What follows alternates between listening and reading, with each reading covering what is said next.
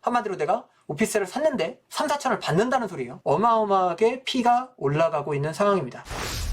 요즘 시장에서 일어나고 있는 일들, 오피스텔 역전세 현상이 일어나고 있죠. 투자자 입장에선 풀피 현상이죠. 내가 샀는데 돈을 받는 일들이 일어나고 있습니다. 지금 몇 달째 이런 일들이 벌어지고 있고, 대한민국의 최중심지인 강남역에서도 벌어지고 있어요. 제가 요 며칠 동안 강남역, 강동구, 하남시 이런 데 오피스텔 쭉 돌아봤는데 역시나 물건들이 아직도 있고요. 그러나 이런 이유가 있겠죠. 어떻게 해도 세금 부분에서 굉장히 피곤하기 때문에 전세보다 매매가 2천만 원씩 낮은 또는 1천만 원씩 낮은 현상들이 벌어지고 있고, 심지어 3천, 4천씩 차이가 나는 것도 있어요. 한마디로 내가 오피스텔을 샀는데 3, 4천을 받는다는 소리예요. 특이한 현상이죠. 이 현상이 왜 일어났는지, 이걸 내가 어떻게 활용할 수 있는지 고민해 볼 거리가 많겠죠. 여러분들이 시장에 참여해야지만 알 수 있는 일들이에요. 그리고 이중 시세가 적용되고 있죠. 어떤 물건은 전세가가 1억인데 어떤 물건은 전세가가 2억입니다. 똑같은 건물에 똑같은 층에 똑같은 면적인데 누구는 전세가가 1억이고 누구는 전세가가 2억이에요. 시세 파악이 안 되겠죠? 왜 안 될까요? 이것도 여러분들이 시장에 참여해야만 알 수 있겠죠. 주택정책을 너무나도 많이 중구난방으로 발표하고 나면서 이런 일들이 벌어졌어요. 시장에 괴리가 오는 거죠.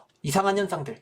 무피 투자를 하고 싶다, 나 돈 한 푼도 없는데 돈 받고 투자해보고 싶다 하면 할 수 있겠으나 세금 부분에서 고려할 부분이 많기 때문에 이 부분은 공부를 한번 해보시고 결정을 해보셨으면 좋겠고요. 상가가 최근에 몇 년 동안 너무 안 좋았죠. 공실이 천지고 장사는 하나도 안 되고 너무 힘들었는데 3월부터 리오픈에 대한 기대감이 커지면서 중개사분들이 3월에 상가 임대차 계약을 어마어마하게 많이 썼어요. 가게들이 속속들이 생겨나고 있다. 지난 2년 동안 공실로 죽어나가던 상가들이 엄청나게 디스카운트가 됐었죠. 싸게 살 수 있는 기회들이 많았는데 그 기회들이 빠른 속도로 소진되어 가고 있다. 매매로든 경매로든 상가들이 지금 빠른 속도로 임차가 차가고 있기 때문에 디스카운트의 시간은 거의 끝나가고 있는 상황이다. 이걸 아셔야 될 것 같고요. 지상 부분은 이렇습니다. 지금 건설 원가가 어마어마하게 올라가요. 건설 원가가 왜 이렇게 올라가냐? 건설비의 대부분은 인건비와 자재비예요. 인건비가 최근 5년 동안 어마어마하게 올랐죠. 시급 5,000원이던 시대에서 시급 만원이 되더니 요새는 13,000원을 해도 사람을 못 구하는 시장이 돼버렸어요. 그러다 보니까 노동시장의 인건비가 너무나 많이 올랐죠. 건설 원가에서 제일 많은 부분을 차지하는 인건비가 어마어마하게 올랐습니다. 두 번째로는 자재비. 요즘에 웬만한 자재비는 최소 30% 올랐고요. 신나 뭐 이런 것들은 거의 막 2배가 넘게 올랐어요. 자재값들이 어마어마하게 오르고 인건비가 2배 이상 올랐으니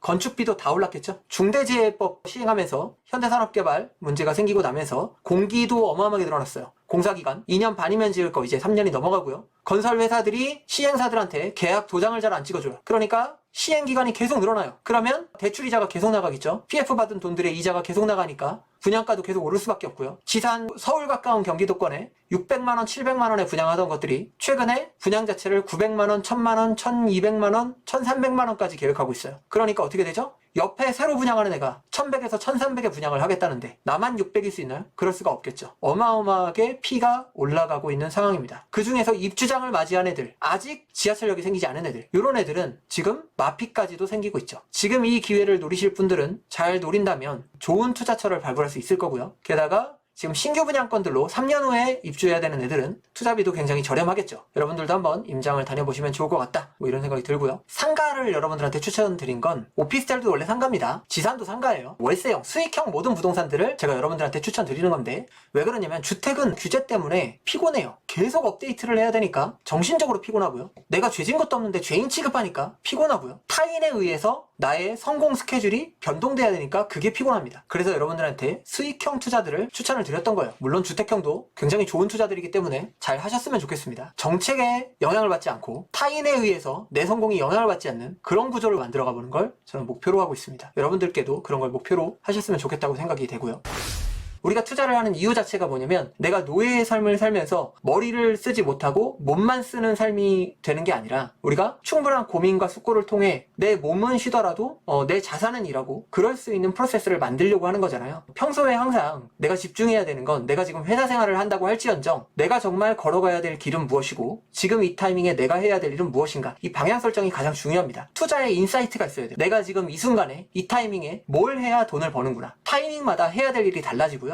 스테이지마다 해야 될 일이 달라집니다. 그때마다 나는 무엇을 해야 될 것인가를 결정하는 숙고에서 나오는 통찰이 있어야 돼요. 그냥 남들이 뭐 좋다고 하니까 우르르 따라가는 게 아니라 그 사람은 그걸로 돈을 벌었을 수 있어요. 근데 그 사람이 벌고 나서 6개월 후에는 후발주자들은 전부 다 망하는 일이 벌어질 수도 있거든요. 그러니까 인사이트가 먼저 있어야 돼요. 충분한 고민, 숙고 이런 것들이 있어야 돼요. 인사이트는 똑똑한 사람만 가지는 건 아니고요. 시장에 참여하고 있는 사람이 가져가요. 시장에서 계속 이 물건 저 물건을 보다 보면 이거 이상한데 라는 걸 발견하게 돼요. 시장 참여를 계속하고 있다면 내가 지금 무슨 투자를 해야 되는지 감을 잡으실 수 있을 거예요. 그러니까 시장에 참여하는 여러분들이 됐으면 좋겠다.